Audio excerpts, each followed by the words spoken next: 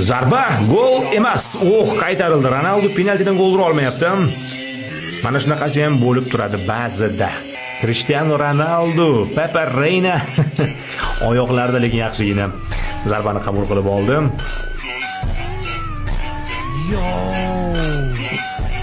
Yana Ronaldoning zarbasi, bu safar endi Romelu Lukakuning biqiniga urilgan zarba, endi ataylab qilinmagan tabiiyki.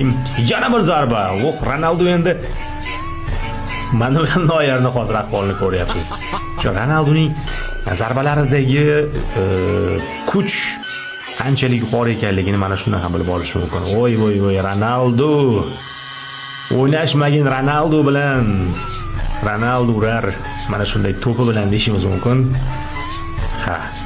Endi yig'ib chiqiladigan bo'lsa shunaqa holatlar ham bo'lgan. Bu esa Al-Nasrdagi holat, boshi bilan qaytaryapti to'pni raqib futbolchisi va bu katta xato ekanligini tushunib yetdi keyinroq.